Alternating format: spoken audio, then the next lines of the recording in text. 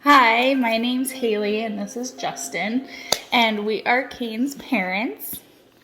So a little bit of history about Kane is he was born on a reservation in Montana, and he was living with his parents until he was 5 months old. And that time they had shooken him and given him a brain injury. So he was removed from them and placed with his aunt and her boyfriend and her children.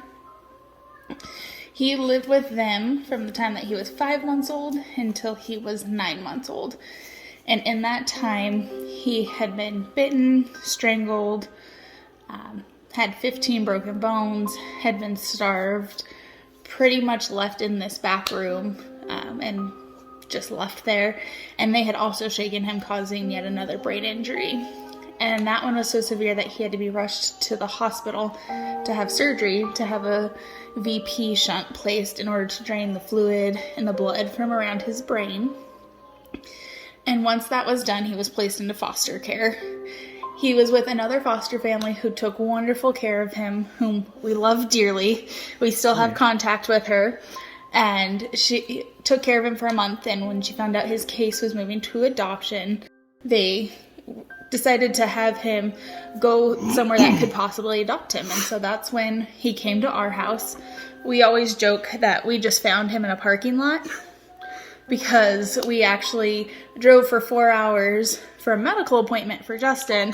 And while we happened to be there, his previous foster mom just met us at the hospital parking lot, and we just swapped out in cars. She came with a baby and left without one, and we came without a baby and drove home with one. And so once we got home, our first step was really to kind of get him into his appointment at Denver Children's Hospital to figure out what we were looking at, because we didn't really know.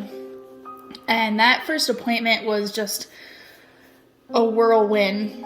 He saw an ophthalmologist who told us that he was nearsighted and he would more than likely lose his vision at some point in his life.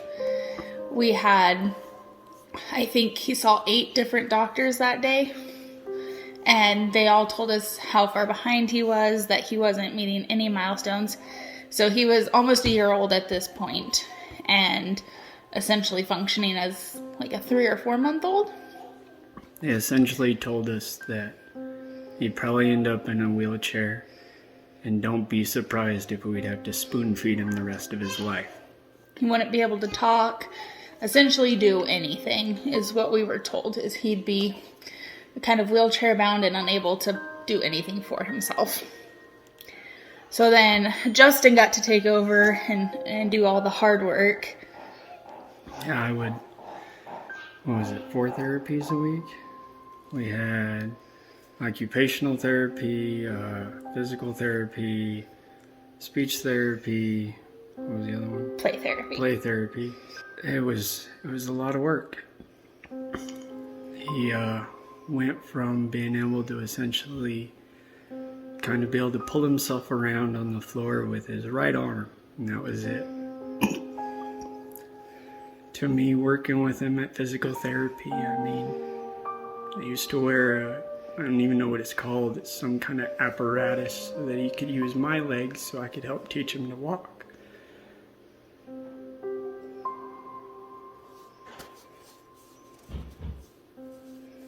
I worked every day with him.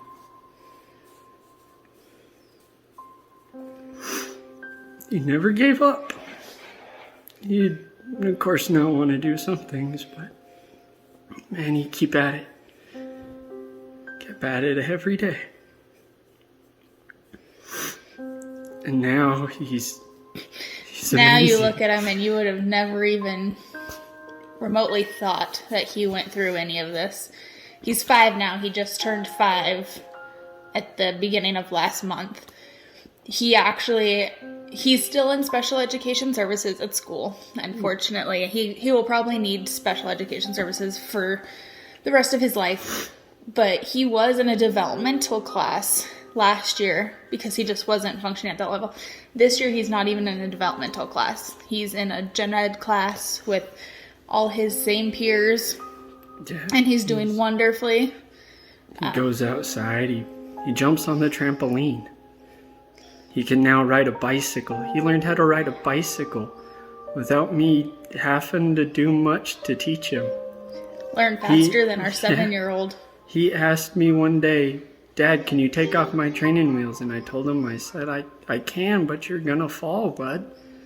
He goes, I don't care, I want to. So we went out there and took them off. By the end of the day, he could ride his bicycle without training wheels. He never stops talking. No. He's obsessed with dinosaurs. He plays with his little brother. They're outside all the time. Playing with the dogs. They love to play with swords and guns. They love to play dress up with their sister. Yeah. And nowadays, he still has his shunt. He'll probably continue to have that. Unfortunately, it causes more risk to possibly remove it than it is to just leave it. But it's not functioning. All the fluid and all the blood has drained from around his head. We only have to go to Denver about once every 6 months now instead of once every 3 months. And he goes to a shortened clinic, so he doesn't have to go to the full non-accidental brain injury care clinic. We actually go beginning of next month, and we'll see how he's doing there. But we know we have a long ways to go. There's going to be obstacles. We just started seeing some of the behavioral issues that are probably due to his brain injury. And we're handling those, and we're going to handle it just like we did all his other stuff. But he really is a miracle. He's walking, talking, eating, feeding himself. Everything they said he would never do, he's here doing.